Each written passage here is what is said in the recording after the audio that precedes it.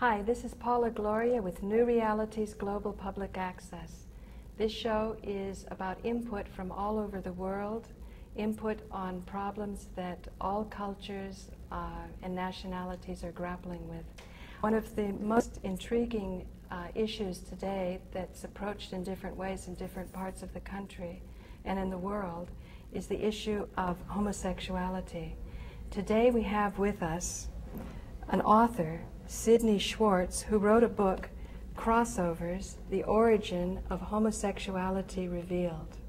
So I'm very pleased that we can ask Sidney today about this book. Thank you for joining us, Sidney. Well, thank you for having me. Yes. Now, what inspired you to write this book? Because it's a big project, it's a big book. To tell you the truth, I wasn't inspired. I was commissioned. How is that?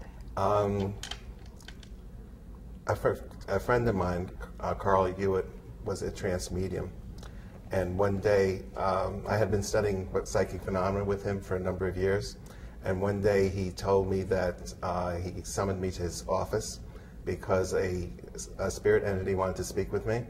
And Carl went into trance, and this entity came through and identified himself as an angel without a name. He said I could call him A1, which was an acronym for Angel Without a Name, and that he wanted me to become his scribe and to write down his teachings. What year was this, Sidney? It was it was in the mid-'80s. In the mid-'80s? Excuse me, mid-'90s. Now, had you already been introduced to Ramtha? Yes. You had? Yes. Okay. I had been to Ramtha school around 1987-ish. In 1987? 86, 87. It was actually before the school came. I had seen him in Philadelphia for the first time. He was in the Philadelphia area. And then around 85, 84? 84, 85, in that area. And then Angel Without a Name requested you as a scribe about when? I'd say around 1994. Oh, in 94? Yeah. So in any case, from what I've looked at in the book, this information shouldn't have been so surprising to you, because I've heard some of it with Ramtha's teachings. So, some of it, well, like they say, the truth is truth, and different messengers will bring the same truth. Right. Were you kind of excited then to be asked to be a scribe? No, I rebelled the whole way because I didn't feel I could write.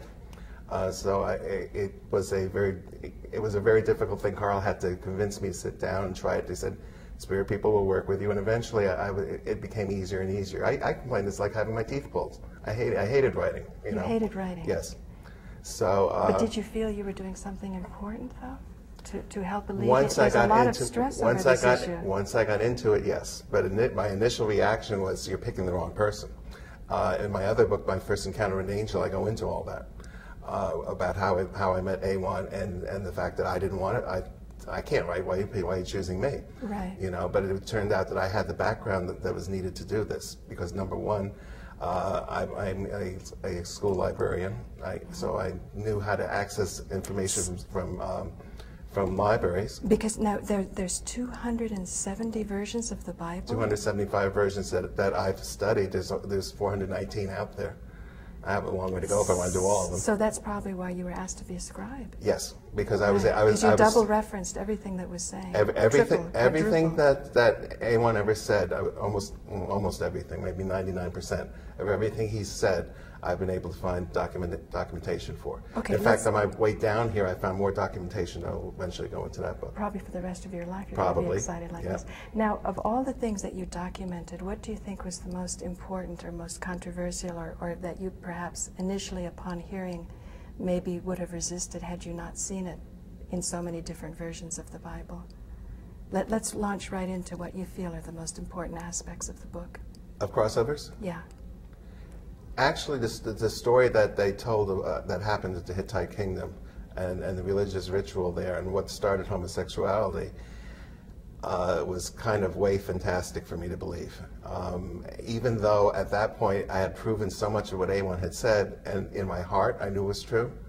But you didn't want to accept it because it was so horrific. It was so horrific, and the fact that I said, nobody's going to believe this. We're going to need more proof than that.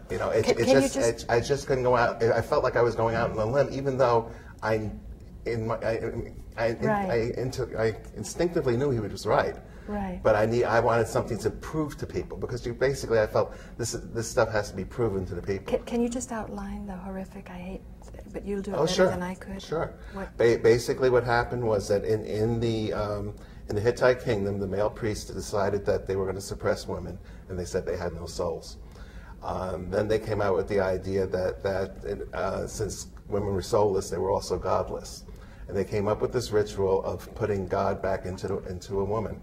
And what they would do is they would register all the births that would take place in the kingdom, and when the child turned 3 years old, the little girl without a soul, without a soul, yes, the mothers would have to bring them to one of these sacred places, which were either in caves or at water sanctuaries. And the priests would take the little girl, and they would take a marble phallus, which was supposed to represent the male god, and insert it into the girl through her vagina, stretching the vagina, which would, of course, be very painful, because this object's much bigger than... Right. Much bigger, and usually the girls would be screaming and bleeding profusely, and that's why this was taking place at the water sanctuaries, because they would use the water to try to stop the bleeding. And many of the girls perished, but they would dip the girls in water, and this process became known as baptism in blood and water, and the mothers would have to sit and be nearby and hear all this, you know, and of course it probably reminded them of the same thing that they had gone through themselves. After that, the girls were basically raped by the priests. Raped by the priests, exactly, and then after the priests were done with them, because they thought the semen was putting the god back into the child, and then after that, the girls were like basically prostitutes for anyone who wanted them. When they came into puberty, they would be cast into the streets, and many times they would die, you know, shortly afterwards, only to be in the spirit world for a while, come back again, be reincarnated again, and have the same experience over and over again. Okay. And eventually, there came a point in evolution or in thought where it was decided that the women didn't want to come back as women anymore. The female souls decided to enter into a male body, which they did. But what happened was because and that's the meaning of crossover. A female soul would decide to take a male body. Exactly. They were crossing the gender line. Because they said, I just can't deal with this anymore. Exactly. But since the soul is where the seat of love is, the female soul naturally had a desire for a male body. So this, a male partner. Well, yes, for a male partner. So therefore, the person in a male body was attracted to another person with a male body. But this was very natural. Right. Now let's go into that a bit later. I just want to outline another thing. So it seems as though the source of homosexuality, if you say the origin of homosexuality revealed, would actually have its roots in deeming women soulless, right?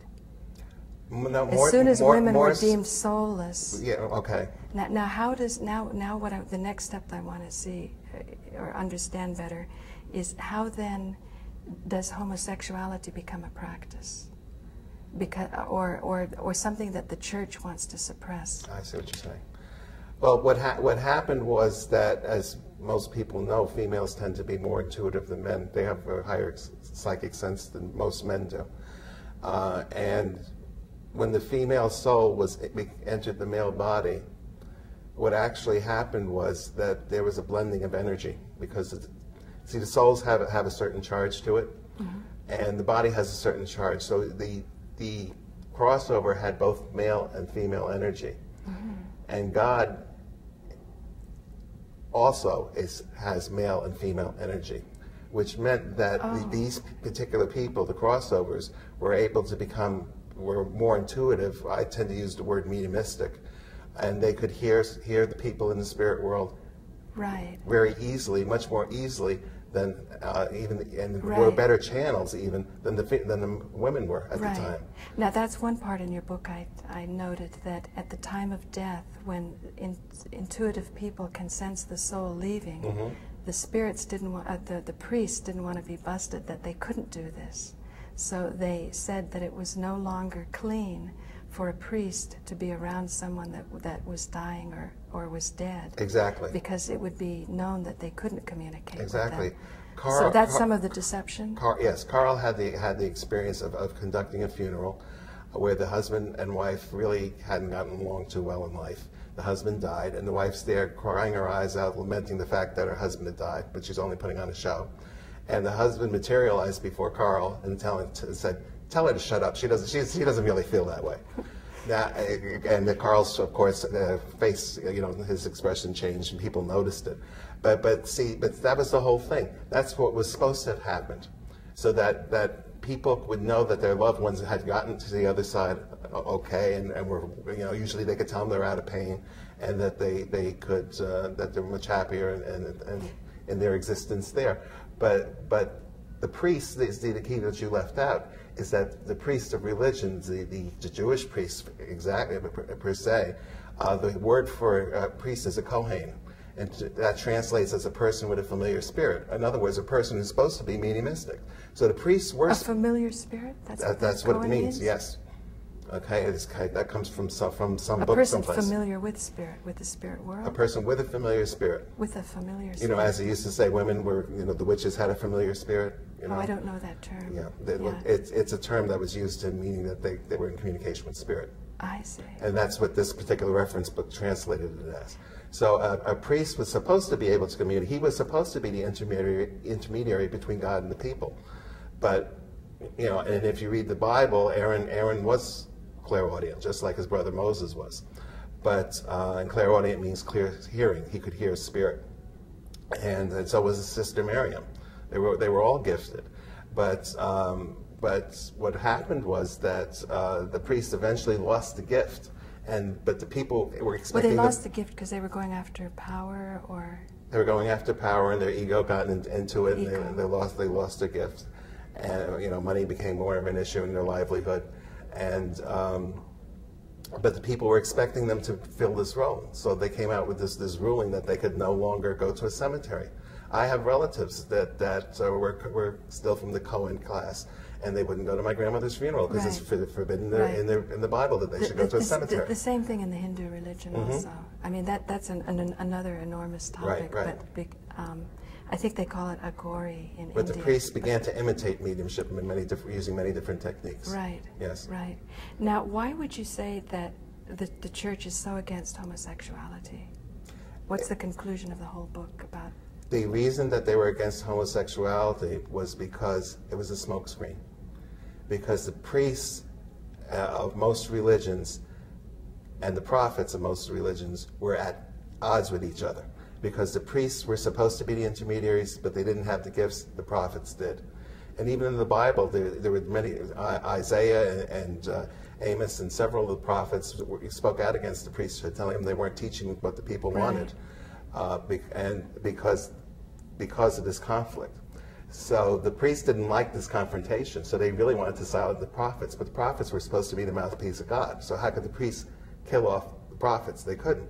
But when they discovered that most of them were homosexual, or were crossovers, and had the female soul in the male body, so if they said that was sinful, and they could eliminate the homosexuals and kill them off because it's so sinful, they're automatically getting rid of all the prophets and mediums who would contradict their religious dogmas that were man-made. Now, if I'm not mistaken, by that time, probably the goddess worship had been suppressed. So any of the women who could have been priestesses in a prior religion weren't available to do that. Well, of course, they couldn't be because they were soulless. That's right. That's right. That's right. So the only way this could be taken over probably would be by men. Right. And that's why the most sensitive men would be the homosexuals, or men in feminine souls and male bodies. Yes. Now, how does this jive with your teachings at the school as a Ramtha student? What has Ramtha said about this? Or as far as I know, Ramtha has talked about crossovers and even mentioned the Hittite kingdom. He didn't go into the ritual as much as Awan did. But they jive totally. Right. Yes. Right. Right. Carl Hewitt himself, was he homosexual? Yes. He was. Yes. And how did before Awan came on the scene, how did he resolve this? Or did Awan help him understand this? And you were to be the scribe of his process? I think it did help him, because for many years he was quite closeted, and he was concerned about his church following finding out and maybe disapproving and this and that. But eventually he got beyond that. When he got beyond that, was he able to help a lot of other people? Yes. Exactly because of that. Right. And he seems he had tremendous powers of the spirit. He was quite a phenomenal medium. Yes. Right. Again, he didn't do physical mediumship. He was a clairaudient, but his main goal was not so much to have people talk to Aunt Tilly, as I like to say, but he was. What does that mean, Aunt Tilly? Aunt Tilly. Talk to your aunt, right. your aunt and your uncle and your grandmother and grandfather, because some mediums specialize in that, and that's really all they do. But he was one who wanted to teach people, right. and he definitely enjoyed being a medium for Awan, because he felt that he was bringing knowledge from the other dimension to people here. Right. And that was really what a true gift of mediumship is to transport knowledge. Yes, learning the fact that there is an afterlife and life is eternal is important, but it goes way beyond that. Way beyond that. I mean, mediumship can go way beyond that, to bring all sorts of knowledge to from subtler levels to know how the elements are balanced so that the crops are coming on time and the rain's falling on time, to kind of bring peace between man and nature. That was also a roles of mediums in the past. Carl didn't do that much of that type of thing, although his grandmother was a healer, and his father used to use a lot of that stuff. These psychic abilities travel down families. Right. And genetically. Well, in ancient times, it was believed that a king was representative of the consciousness of his kingdom. Yes. So as it went with the king, so it goes with the kingdom. So people were very motivated for it to be going well with the king. Yes. And if he didn't have the powers to see what's happening on subtle levels, he would certainly rely on his experts, his seers, that's right, and prophets to do that. And there's evidence of that even in the Bible, where the kings wouldn't wage war unless they contacted the prophets. Right. Yes. Now, even today, this probably exists. I'm certain political people seek out advice that's beyond their ability to grasp. I got very heavily involved in research in the Bible partly because it was interesting to me how it had been changed, because my first argument with A1 was that he told me the Bible was changed, and I said no, it wasn't, and we had a whole argument about that. You didn't believe it because you were... I had been brought up Jewish, and I was taught that they count every letter of that Torah, and I know how many A's there are, how many B's, and how many Abrahams, and so forth. Okay, so from the point of view of the Old Testament, the Torah, so your expertise then with the Torah, how do you feel after you did the research?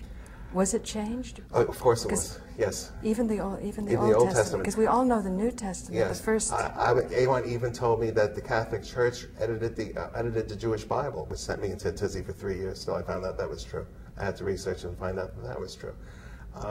Was that shocking from your background? For me, it was. Yeah. But I had a cousin who was a professor of Jewish history at Columbia, and when I mentioned to him, he said, "Oh yeah, sure." Like, what else is new? Pass the potatoes, It was really? Like, yeah, really. Yeah, it was really, really very surprising to me. Do you think homosexuality is more accepted in the Jewish religion than in the Christian religion?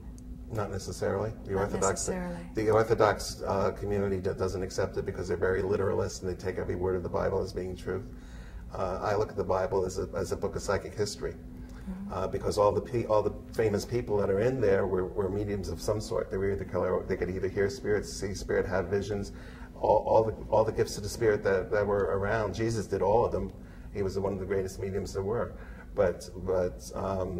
So I look at it as a book of psychic history, and that's why I tend to, when we talk about things, I tend to root it back into the Bible. Because what Carl used to teach so often was that what happened in biblical times can still happen today. Nothing has changed. Psychic science hasn't changed. The only thing I've learned recently, especially at this conference, is maybe I shouldn't be saying psychic science, maybe I should be saying physics, because it seems that all this higher level of physics is really psychic science. And so that's been like an awakening for me this weekend.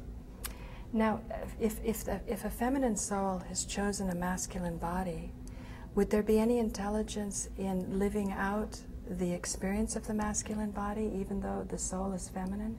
Would there be another way of directing the energies? Because at the end of the day, I don't think it's about expressing our sexuality that we come here for.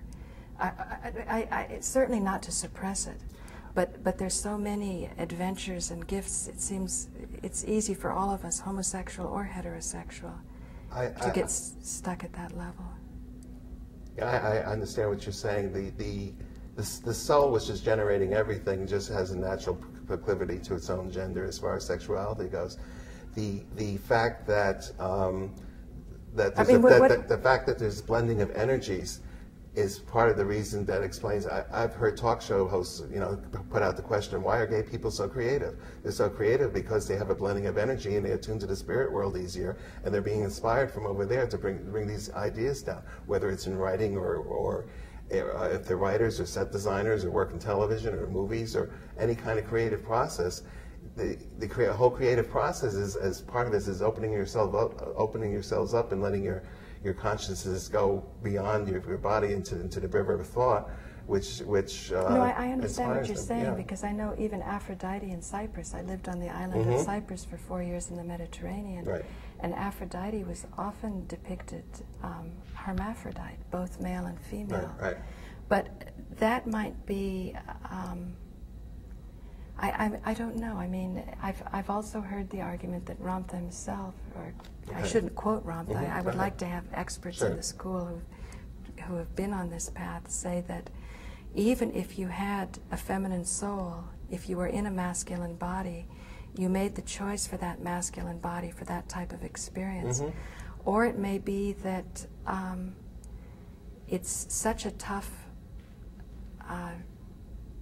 time in this dimension at this particular moment in history that the chances that you'll have this exalted union of soulmates, it doesn't happen so easily. That maybe by the time you're dealing with that fundamental soul vibration, it's better to stick with just the body. I don't know. From what Awan kind of explained to me, it's like a spectrum from being very feminine to very masculine, and depending on how many times the soul is reincarnated or crossed over, if it's like the very first time, they'll be very effeminate. If it's like the 5th or 6th time, they'll be more towards masculine. It's like a spectrum, and that's why. Yeah, I mean, if we come down here to have an adventure, we'd want a total adventure. Here we've been rich, we've been poor, we've been black, we've been white, we've been powerful and victims. So there does seem to be a logic. We would switch around male and female. On the other hand, you wonder what's the greatest efficiency, because I know if that male-female can be expressed on the physical and there's harmony, a lot can be accomplished. I think that's the promise of the soulmate. I mean, if you were a feminine soul in a masculine body, the feminine soul would be attracted to a masculine soul. Perhaps in a masculine body. No, the feminine soul is just looking at the body. They can't read the soul. The souls don't see each other? I mean, maybe on a subconscious level. I'm not so sure on a conscious level. So the feminine soul reads the masculine body and is attracted to the masculine body. Right. It's complicated, isn't it? Well, yeah, in a sense. But the soul is attracted to the masculine body, and is kind of, doesn't care that it's in the masculine body itself. It's not seeing its own body. Right, per se. Because then there's that joke, 2 gay guys are walking down the street and a pretty girl comes by and one guy says, "I wish I was a lesbian." But anyway, so how did you meet Reverend Carl Hewitt? A friend of mine, a very close friend of mine that I went to college with, ended up getting a job in Connecticut. And she was working with one of Reverend Hewitt's students. And he told her about what he was learning and about mediumship, and she thought it was all bogus. And so she decided she was going to prove that it was bogus. So she goes to her girlfriend's house, calls Carl up to make an appointment, gives a false name and a false address, and sets up an appointment because she was convinced that he hired 5 private investigators. You know, she didn't take into account that back then he was charging $15 for a reading, and you couldn't hire a private investigator for $15. Yeah. But that didn't cross her mind. About 2 or 3 days later, excuse me, Carl called the number, demanded to speak with Bonnie, whatever false name Bonnie had given, and then totally reamed her out because she was, you know, he acting knew that. in bad faith. Exactly, and he was well aware of all that. Of course, she knew right away there was no way he could have known that other than being real. So she convinced him to have the reading. She was totally blown away with the information, called me about it. I had always been attracted to this subject of mediumship and psychics and things, but I was always afraid to go to one because there's a lot of charlatans in this work, and I didn't know enough to tell the real from the But this fake. is kind of wonderful for you because you got an opportunity to use all your abilities to cross-reference, and you Yes. have someone at Columbia or where that you said was an expert in this Right. in this field. So that was perfect. Now, who is the other person in the book? Rick? Rick. Can you tell me about Rick? Well, Rick went to see Carl because he was beside himself. He didn't want to be homosexual, even though he had these urges, and he didn't want to follow through because of his religious upbringing. And what was his religious upbringing? He was Catholic. Catholic. And Rick walked into Carl. It was like his last. Carl was going to be his last hope. He walked in there, and he had a gun on him. And if he didn't get a good answer from Carl, he was going to commit suicide. And Carl right away understood that he had a gun. The spirit people told him that. And he said, "Put the gun on the table, or I won't read for you." And he did. And A1 came through and said that he would teach him, you know, more of the origins of homosexuality as long as his scribe could be there to record all this. And that's what started this whole particular journey. And have you become mediumistic since this has started, or has Rick, or not necessarily? That's not your journey. I know that spirit works through me. I'm an instrument of the spirit to some extent. I'm still. As we all are. I know that spirit helps me write at times, and sometimes I'm very aware of it, and sometimes it's more subtle. And I know they work with me sometimes in speaking and other things. As far as doing readings like Carl did, I'm not quite there yet. It's very touching what you're saying, that someone would come to a reading with a gun, that the life could be, and the urges could be so at conflict with what's considered socially acceptable that a person would consider killing themselves. Yes. That's very touching. Because I think often the homosexual lifestyle can be viewed from the outside as one of, you know, high happy times and a lot of sexual abandon and irresponsibility, or maybe just such facility because of the creativity and the gifts that they're not working as hard as others who are bringing up kids and putting them through school and things. Do you think there's any truth to that? Or how would you like to see society? There is a little bit of truth in that. Yes, they don't have quite as much responsibilities, but on the other hand, they're bucking the whole system. They're going against the whole system. They're the outcasts of many times. They're abandoned by their families. They're outcasts, which puts a tremendous guilt and burden on them. Lots of times, their parents wish that they'd get married and have grandchildren. You know, so there's a lot of pressures and stuff. Besides the fact that some of these crossovers, they've crossed over more than once and had experiences back in other times where crossovers were sawed in half and burned at the stake, and all that soul memory is also within them. So there's. Do you think witches could have had the opposite? Maybe they were men in battle and they didn't like dying in battle all the time, and they would come into a woman's body? From what A1 said, it's always been female souls crossing over into males and never males into females. Never males into females? That's what I was told. So lesbians are feminine souls? Lesbians are feminine souls who had experience living in male bodies. Their souls had become masculinized, but now they've decided to become women again. But their soul has been used to being a male and is carrying forth that. Well, what about women that were burned at the stake? Did he talk about that? Not per se. Not per se? No. Because it seems as though any time there's unusual abilities that start to appear, it's almost like it sends ripples of discomfort throughout the society, and somebody's threatened. Yes. But, you know, when more knowledge, Well, deeper knowledge has come. the women that were gifted were the ones that were burned at the stake. Yeah. Whether they were herbologists or you know, clairvoyants or clairaudients or healers or whatever. Sometimes they might be carrying the child of the very head of the community that's putting the community up to killing them. And if they had the child, it might look exactly like them. Maybe there was that fear. That could be that fear too. Who knows? What a sad situation humanity gets in. Yes. What do you think today is, what are some of your hopes that through knowledge, through books like this, through shows like this, what kind of awareness would you like to give to people? Well, so that they're not walking around with a gun. Right.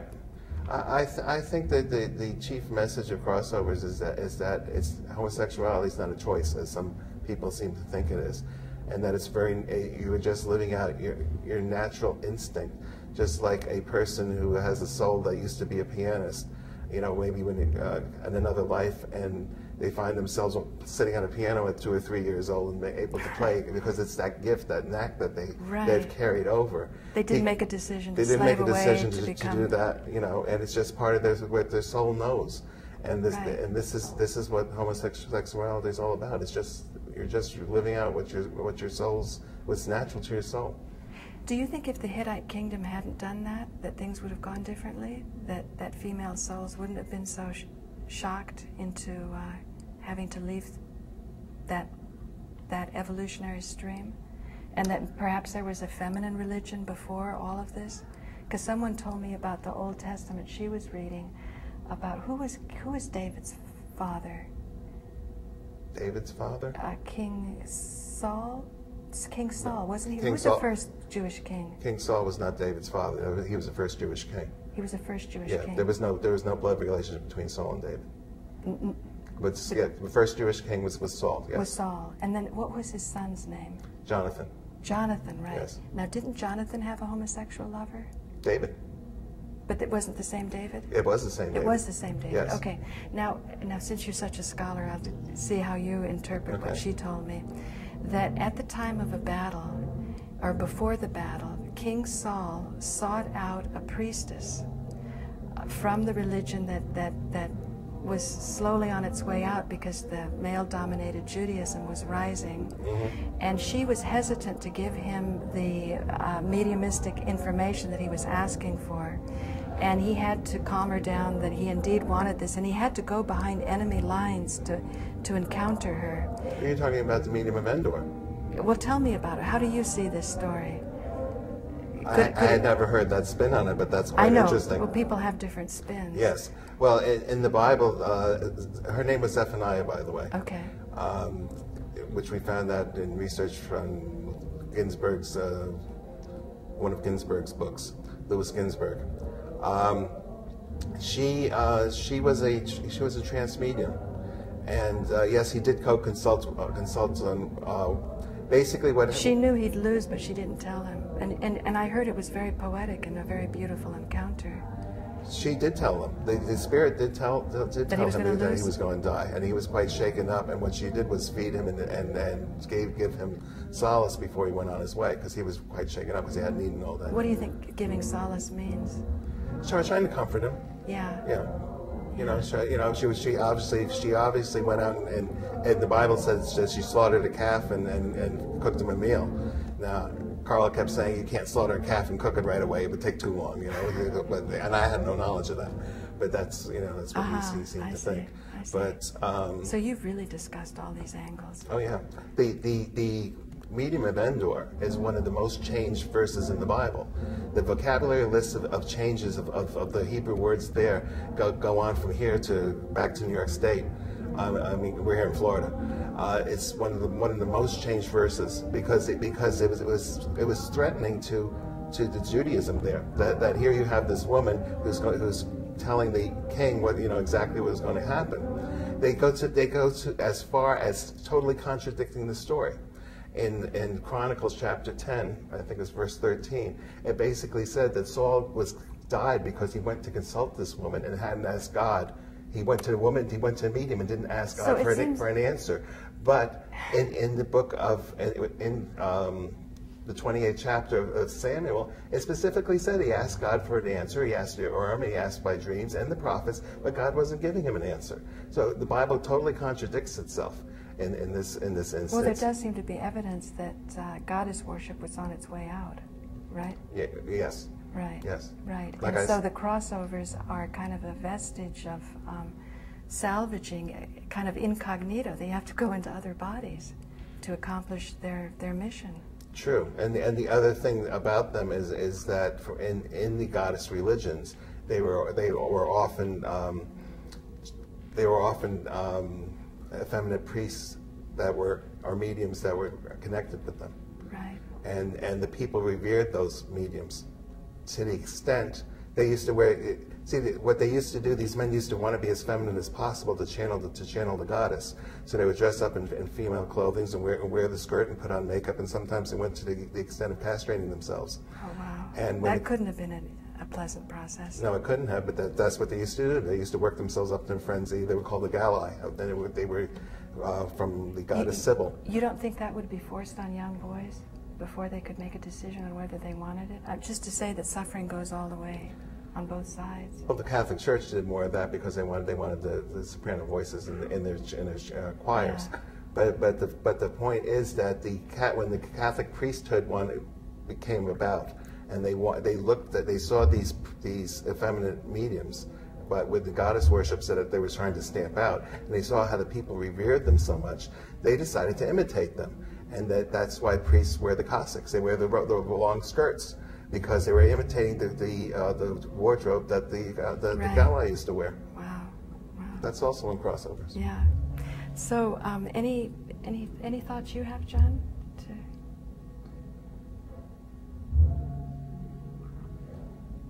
No, pretty much covered it. Covered that he said it's not a choice. That I think they look even on the DNA, and they see many homosexuals have.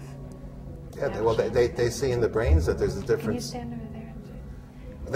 He'll be asking you questions, and then you I can. don't understand something is the fact that, so let's say there are female souls and male bodies, right?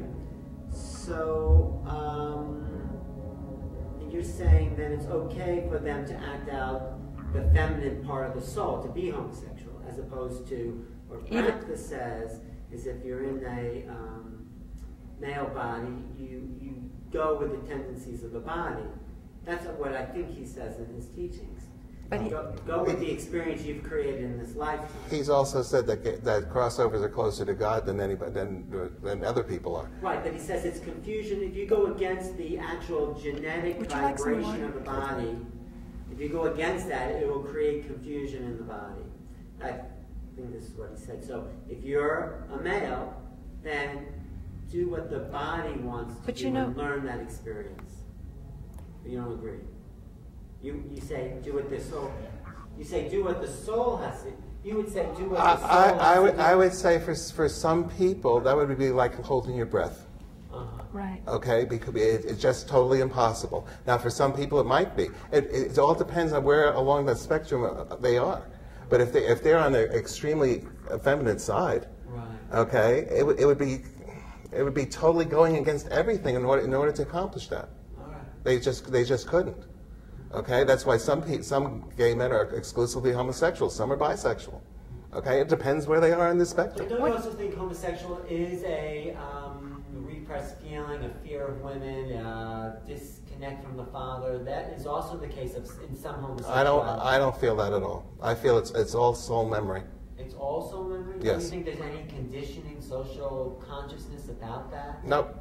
I think you're born this way. You come in, your soul will dictate what's going to happen. Because if it wasn't that case, when the soul enters the body, before the soul enters the body, I want to explain this to me, that the soul will go into the auric field of the mother.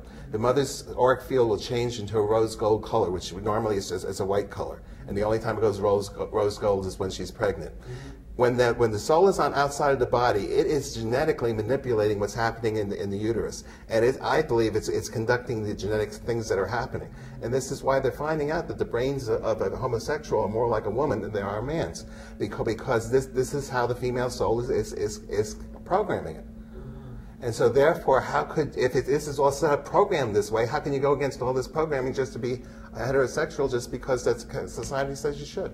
But you know, in the old days when a king would conquer another king, they would perform homosexual acts as a kind of suppression and a kind of degradation of ego. That's because they thought this. It's the same thing that they did in the Hittite kingdom. They thought that the semen was so powerful that they would own them. They would own them after that. But it would change. It would change them. But does it? No. That's it was all. To me, that's all superstition. That's the suppression. That is the domination, the male ego, thinking about the semen being the controlling factor. It's kind of a male dominating thing. It's a domination of a male ego. But that's all mental projection. Right. It's not physically happening. It's not physically changing anything. No, of course not. Okay. What would physically change things in the world today? What would make it a better world? I mean, when you say, Ramtha says crossovers are closer to God, the way I would interpret it, by living with this huge tension of a society that seems more or less against the lifestyle of a homosexual, and the parents that are hoping for grandchildren and all of that coming with it, you're kind of living in a constant state of heartbreak. And in that heartbreak, it seems that's when the divine comes through, because you're sending forth a calling. Like if you're carrying a gun to a reading, that's a desperate calling forth. That's way beyond any sexual urges. And heterosexuals too have plenty of heartbreak that's going on. But at least they have on their side that society is blessing their lifestyle to bring up kids to be part of the miserable system or whatever. I was just saying, can we look back to see that perhaps there was a goddess religion before, that if it was understood with more wisdom, because I'm sure it had its problems too, but if there could be a synthesis, that maybe we could start progressing from here on, and people could make choices, or souls could make choices, and move through even faster their accomplishments. Well, I think what Ramtha meant when he said that crossovers are closer to God than anyone else is because God is male and female energy, and so is a crossover, and therefore communication to God could be easier because of this blended energy. Okay, not that it necessarily will be, but could be. It has the potential to be. To me, I think what would be, if people would just understand the soul better, and to me, the greatest thing that that could happen is for people to learn more about consciousness and this physics that we were talking about, yesterday. Right. And to me, that was very inspiring, because if we can learn to meditate and create peace through the world, through our who was talking about that? Hagelin, meditate. Yes. Because I'm also thinking of stem cell research and what's going on in science. If we're going to be living 200, 250 years, you wonder, how many of those will be reproductive years? And on the other hand, if we're going to be living that long, which then I hear that then you can renegotiate for 10,000. Well, you don't really want to be having a whole lot of kids every decade. True. So maybe, I mean, who? I don't think we really know what it will be looking like. No. But it's good if we can keep well, if you go back to the Bible, Abraham had children.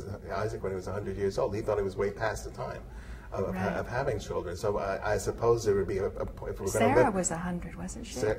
Sarah was 90? Sarah was 99, and Abraham was in his hundreds. Yeah. So I suppose if we're going to live for 250 years or something, there'd be a certain amount of time where we, be reproductive and have a family, and then Do you take that literally, by the way, as a biblical scholar?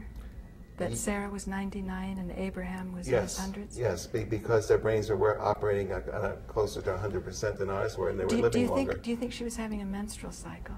I hate to be so nitpicky and practical, but the Chinese... I believe so, yes. The Taoist practice, even young women, exert themselves through meditation to stop their menstrual cycle, to have more power available. And but they can still get pregnant. Isn't that kind of interesting? That is kind of interesting, yes. Yeah. I wasn't aware of that. Yeah. I think I often look to see if other cultures can kind of give perspectives that may have dropped out in one. But if you think about it, if your brain's working 100%, then why couldn't you have a menstrual cycle when you needed it and not have it when Well, what they're otherwise. saying is you don't need it. They're Well, saying it's, in but Sarah's, it seems in to have Sarah's a- case, she seemed to have a baby when she was that old, so then she would need it. No, maybe no. According to the Taoist, she wouldn't. She could still, call on that Mhm. egg, but then maybe you might materialize it otherwise. Right. Who knows? Sure. Anyway, any final thoughts you'd like to share with people about your book, or you feel this stone evidence, for example, is that convinced you? That convinced me. when you saw that? And when we basically, Let me see if we can get a close up. what was depicted on the monument was some girls there, and there was definitely a phallus between their legs on the stone monument. But how do you know they were girls, or it wasn't just an abstract? I'm being a devil's advocate here. How long did it go for? Like, what length of time was this ritual? I believe between 400 and 600 years. So for 400 and 600 years? But yes, between that time, yeah. Before Abraham? Is this No, well, this was 1300 BC. I'm not exactly sure when Abraham existed. Because Abraham was a Hittite, wasn't he part of the Babylonian Hittite? Let's do a close up if we can. I don't believe so. He might have been through there. But This- You don't think it's too vague? You no. Well, it's you're a sure it's a 13. little girl because she doesn't have breasts, right? But there were breasts on other monuments that were there, other stones that were there. But not these. Not that particular one. But don't forget that's 13. It's a lot of erosion that happened there. That's Why- a very old monument.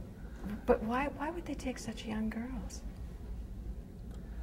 I don't know why they would do that, but I found evidence in the Talmud talking about sexually active 3-year-old girls. In the Talmud? In the Talmud, they would talked about it. Not Okay. so much Jewish girls. Or just what are we looking at? This picture. Or what are we looking at here?